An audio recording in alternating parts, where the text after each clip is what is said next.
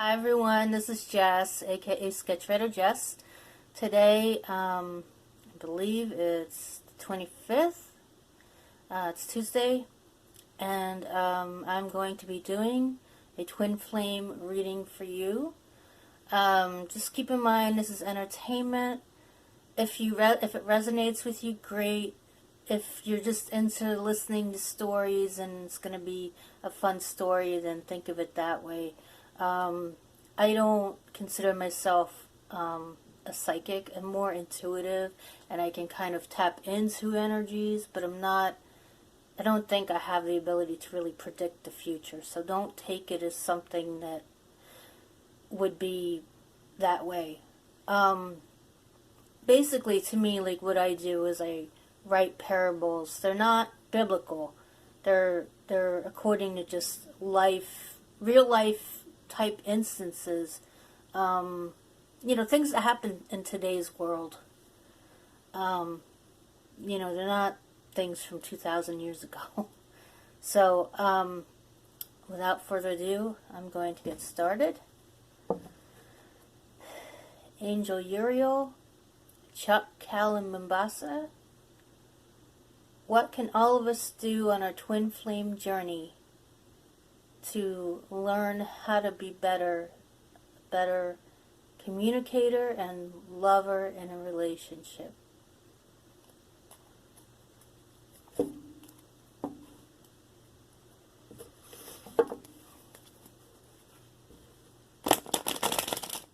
Right now, I'm in a situation where it's sort of twin flamey, but I'm not really sure. And I am beginning to think that either the person really isn't, or I'm just going to have to go somewhere else for a while and find another person to hang out with or more. I don't know, this waiting game is ridiculous, and I don't think we're meant to wait around for somebody. So, I would say, like, the resonance, the energy I'd be tapping into today is for people who are in separation from somebody, but also, like, what they can do, what they can bring to a relationship. What can they provide? It's not always about the other person and what they did. I mean, I have my part to play in things too, so it's for any side, but I think today's is going to be more about people in separation and, like, what can happen, what's possible, what is possible for people who are either in between relationships or they're in something where it just ended and they're not sure what to do. My twin flame readings have a spread. It has 11 cards. There's a masculine part, a feminine part. There's an area with the undercurrent of the relationship where there's a part for the man to work on and a part for the woman to work on. And then the top has that undercurrent, the theme of the relationship. And then there's two oracles that allow me to do a more thorough reading for you. The way I do the reading is I write it. I write it down in my journal. I guess I could consider it like a channeled message. I do believe that I use my spirit guides. That they help me out when I do these readings. So now I'm going to start with the cards. We've shuffled enough. Oh, I know. Cut the deck. Now, do that.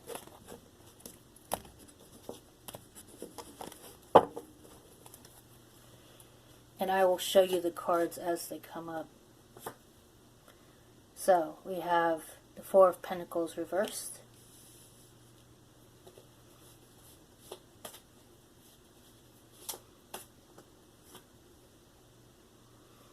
The Two of Wands reversed. This is for the man's side. I don't know, this all looks reversed. The Two of Pentacles reversed.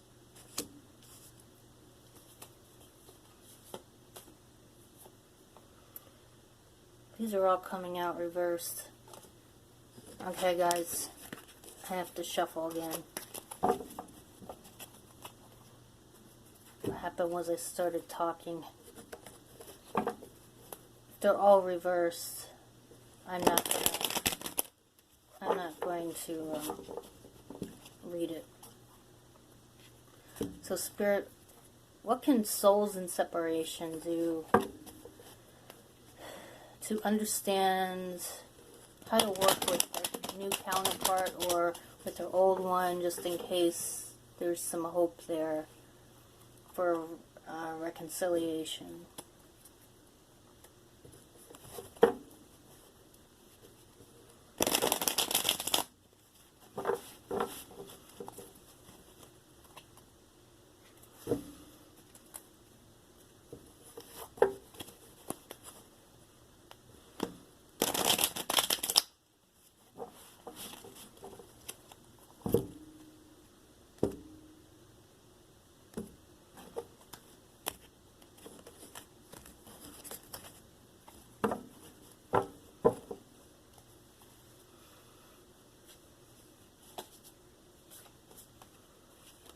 Okay. Three of Wands. Upright.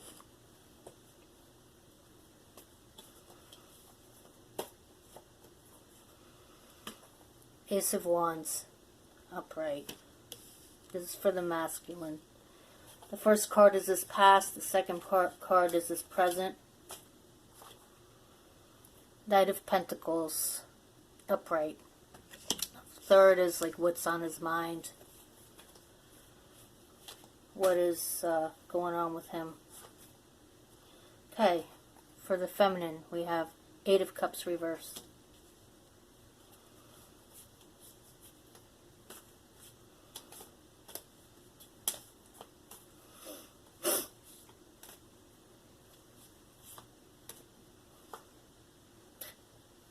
We have the Ten of Cups reversed for her present.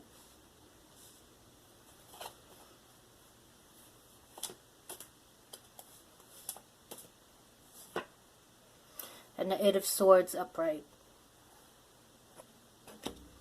That's for her.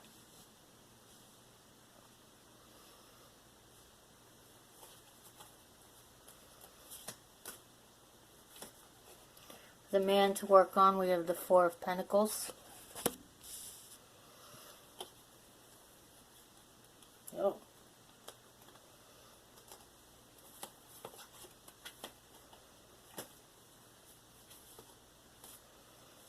The woman to work on, we have Knight of Wands. And for the bottom of the deck, we have the Five of Cups reversed. And that's like the whole undercurrent. And now I will pull two oracle cards from Notes from the Universe.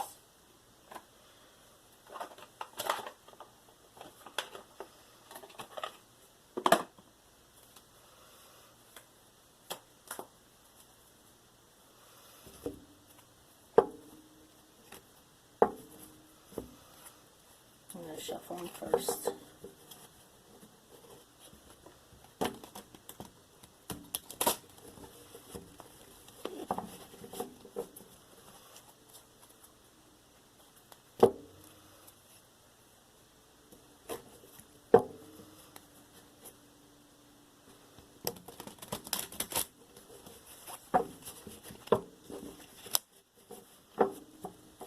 And I will read them to you after I tell you what they are.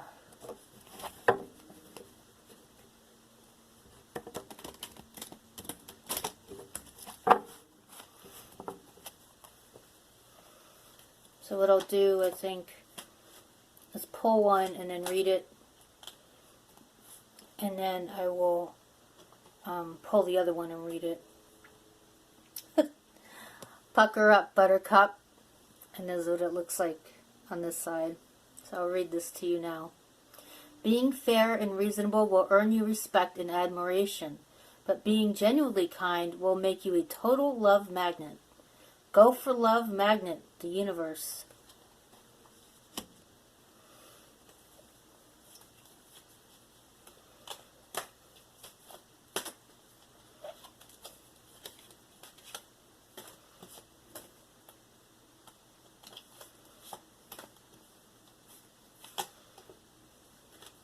Okay. You have more options than you realize. Here's what it looks like on the other side. It sure is hard to get really angry at someone when you can think of all the reasons you love them. And you can, the universe.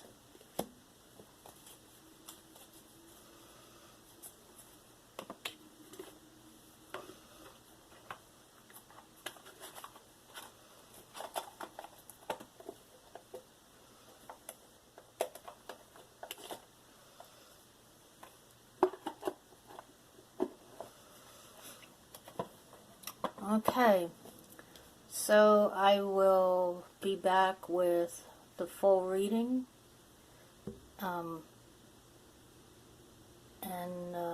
I'll see you soon. Hi guys, this is the tarot reading portion of the video. What I do is I write it in my book, and I will read it to you. And so that is what I'm going to do now.